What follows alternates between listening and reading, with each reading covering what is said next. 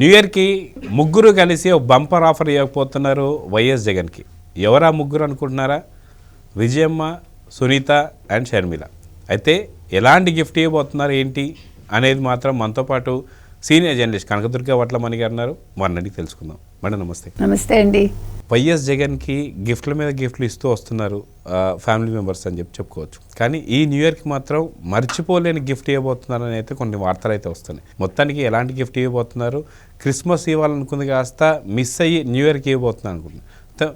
ఈ సంవత్సరం అంటే కొత్త సంవత్సరంలో ఏదైతే 2025లో ఉన్నా సరే జైలుకు పంపించాలనేటువంటి ఒక మార్గం అనుకోవచ్చా? దీన్ని ఎలా చూడాలంటారు?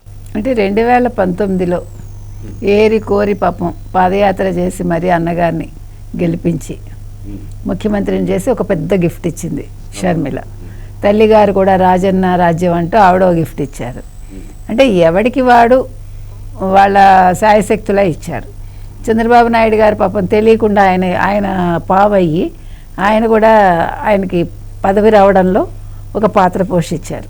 మరో పక్క బాబాయ్, అన్నింటినీ మించి బాబాయ్ హత్య ఇన్ని జరిగి పాపం ఆయన 5 ఏళ్ళు ఆనందంగా ఏలాడనే కంటే దోచుకున్నాడంటే బాగుంటుంది. సరే శుభ్రంగా దోచుకున్నాడు, విరివిగా దోచుకున్నాడు ఆయన. అయిపోయాక 2024 ఎన్నికలు ఏవైతే ఉన్నాయో ఎన్నికల ముందు అంటే అంత కొంచెం ముందే తల్లిని చెల్లిని ఇంట్లోంచి గెంటేసినందుకు కోపం వచ్చింది చెల్లికి. నేను ఇంత చేశాను, నువ్వు ముఖ్యమంత్రి అయ్యావు అని ఆవిడ కోపం వచ్చింది. రావడం సహజం. అసలు ఆవిడకి బుర్ర లేదని మన అన్నం కూడా. షర్మిలకి బుర్ర ఉంటే తనే ముఖ్యమంత్రి అయ్యి ఉండేది అన్నగారు జైల్లో ఉన్నప్పుడు హ్యాపీగా. సరే జరిగిపోయింది. 24 ఎన్నికల ముందు ఎప్పుడైతే గెంటేశాడో వాళ్ళు మంచి రిటర్న్ గిఫ్ట్ ఇచ్చారు. మామూలుగా ఇవ్వలేదు. ఓడించమని పాపం కడపగడ్డ మీదకి వెళ్ళి కడప ప్రజలను అడిగారు, పులివెందుల ప్రజలను అడిగారు. అంటే ఒకప్పుడు కాంగ్రెస్ అంటే వైఎస్ రాజశేఖర రెడ్డి కంచుకోటగా ఉన్న కడప కావచ్చు, పులివెందుల్లో వీళ్ళు ఘోర పరాజయాన్ని ఒక రకంగా చూశారు. అంటే వీళ్ళు నెగ్గడం పెద్ద విషయం కాదు, ఎవరు అవినాష్ రెడ్డి కావచ్చు, జగన్మోహన్ రెడ్డి కావచ్చు. బట్ ఓవరాల్గా ఓడిపోవటం అనేది మాత్రం అది ఒక ఊహించని దెబ్బ. అంటే అంత మంచి గిఫ్ట్ చెల్లి కావచ్చు, తల్లి కూడా లేఖాస్త్రాలు సంధించారు ఎవరికి వాళ్ళు. మనం చూసాం. అది మేనత్త మాత్రం ఈయన వైపు ఉండి ఏదో బుజ్జగించే ప్రయత్నం చేసింది ఆవిడ. ఎంత లేఖల పర్వం సాగిందంటే, అంటే ఇటీవలి కాలంలో అసలు లేఖలు ఎవరు రాసుకోవట్లేదు, ప్రేమ లేఖలు రాసుకోవట్లేదు, ఎటువంటి లేఖలు లేవు. పోస్టల్ డిపార్ట్మెంట్ చాలా కుదేలైపోయింది అనుకున్న సందర్భంలో ఈ లేఖలు అనేవి చాలా ఒక సంచలనం రేపాయి. ఇవన్నీ అయిపోయి సద్దుమణిగాక 1750 కోట్ల స్కామ్ ఎప్పుడైతే వచ్చిందో మళ్ళా చెల్లెలు నిలదీసింది. దీని మీద మీరు ఎంక్వైరీ చేయండి అని తెలుగుదేశం కూటమిని అడిగింది డైరెక్ట్గా. ఇవన్నీ అయిపోయాక యాక్చువల్గా ఈ క్రిస్మస్కి ఆయనకి ఏదైనా మంచి గిఫ్ట్ ఇద్దాము అంటే కోలుకోలేకుండా అని అనుకున్నారు. కానీ కార్పొరేటర్లు ఇచ్చారు. కార్పొరేటర్లు ఇవ్వడంతో సరిపోయిందా? పులివెందుల్లో పాపం వచ్చిన కార్యకర్తలు కావచ్చు, కాంట్రాక్టర్లు కావచ్చు, చూడడానికి వచ్చిన వాళ్ళు కావచ్చు, వినతి పత్రాలు ఇవ్వడానికి వచ్చిన వాళ్ళు కావచ్చు, అందరూ కూడా తిట్టిపోశారు, తిరగబడ్డారు. పులివెందుల్లో పులిగా ఉండాల్సిన ఒక జగన్మోహన్ రెడ్డి తోక ముడిచి పారిపోయాడు. పారిపోవటమే కాకుండా అంతకుముందు సింగిల్గా సింహం వస్తుందన్నాడు కదా. నువ్వు ఏ రోజు సింగిల్గా వచ్చావు? 968 మందిని పెట్టుకుని నీ చుట్టూ నువ్వు సింగిల్ ఏంటి చెప్పుకోవడానికి సిగ్గుపడి చావాలి నువ్వు. సింగిల్ అంటే ఏంటి? పవన్ కళ్యాణ్ లాగా నీ అంతటి నువ్వు రాగలగాలి ప్రజల్లోకి. నువ్వేమో పెట్టుకుని వస్తావు, ఎప్పుడు వస్తావు అసలు? సరే అయిపోయింది. సరే క్రిస్మస్ సరే 24 వచ్చి రాలేదులే, ఎలాగ ఆయనకి వచ్చి రాలేదు 24.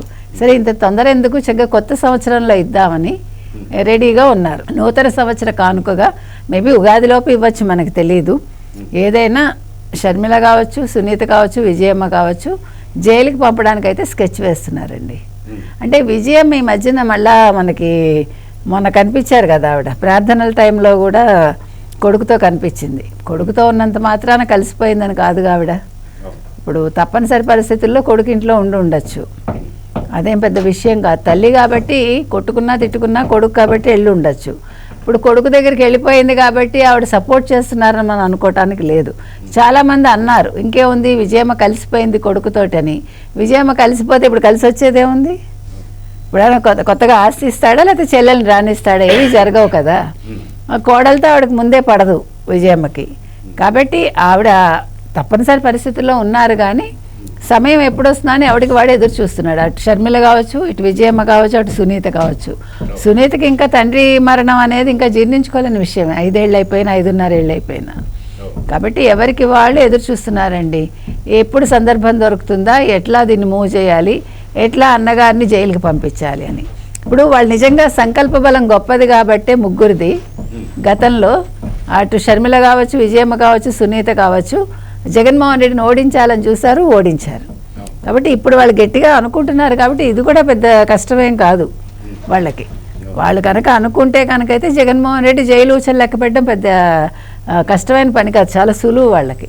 వాళ్ళ సంకల్పం అలాంటిది కాబట్టి, వాళ్ళు తప్పు చేయలేదు కాబట్టి. యువతల వ్యక్తి తప్పు చేశాడు, షర్మిల తప్పు చేయలేదు. షర్మిల ఏమన్నా ఓపెన్గానే మాట్లాడుతుంది ఆవిడ. ఈవెన్ ఆస్తుల విషయాలు కూడా ఆవిడ ఓపెన్గానే ప్రజల ముందే మాట్లాడింది. అంటే దాచుకునే వ్యక్తి కాదు కాబట్టి వాళ్ళు అనుకున్నవి మాత్రం ఖచ్చితంగా జరుగుతాయండి. జగన్మోహన్ రెడ్డికి 2025 రాసి పెట్టుకోమనండి, జైల్లోనే గడపాల్సి వస్తుంది. ఇప్పుడు జైలుకి వెళ్ళాడంటే ఇంకా నెక్స్ట్ ఎలక్షన్స్ కూడా నిల్చోడానికి అవకాశం ఉండదు ఆయనకి. ఎందుకంటే లెక్క ప్రకారం అదే ఇప్పుడు ఎందుకంటే ఆయన మీద కేసులు నిరూపించబడతాయి కాబట్టి. ఇప్పుడు ఊరికే వెళ్ళిపోడు కదా, ఏదో కొట్టాడా తిట్టాడా అని కాదు కదా. సుప్రీంకోర్టులో కూడా వాదనలు జరుగుతున్నాయి. 1-2 కేసులండి. అసలు ఎలా అసలు మనిషి అన్నవాడు ఇలా ఉండగలడా? మానవ మాతృ అన్నవాడు ఎవడు జగన్మోహన్ రెడ్డి లాగా ఉండలేడు. ఈయన మనిషి కాదు కాబట్టి హ్యాపీగా బతికేస్తున్నాడు. ఇంకా అదేదో చెప్తా చూడండి, ఓ పక్క తుడిచేసుకుంటూ ఓ పక్క పనులు చేసేసుకోవటం. ఇంకేం చెప్తాం మనం ఇంతకంటా అండి. కాబట్టి ఇవాళ షర్మిల చాలా బాధపడ్డారు ఆవిడ.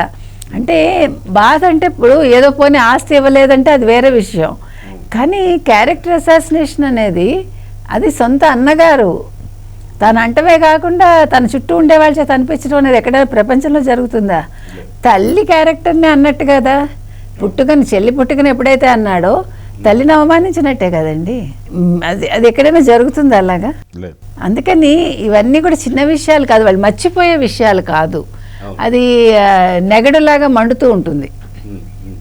ఇప్పుడు మీకు నివురుగప్పిన నిప్పు ఉంటుంది చూడండి, నిప్పులాగా ఉంది, నివురుగప్పిన నిప్పులాగా ఉంది. వాళ్ళలో ఉండే ఆ కోపం కావచ్చు, వాళ్ళలో ఉండే ఆ బాధ కావచ్చు, ముగ్గురులో అది ఒక్కసారి ప్రజ్వరిల్లిందంటే ఈయన మాడి మసైపోతాడు యాక్చువల్గా.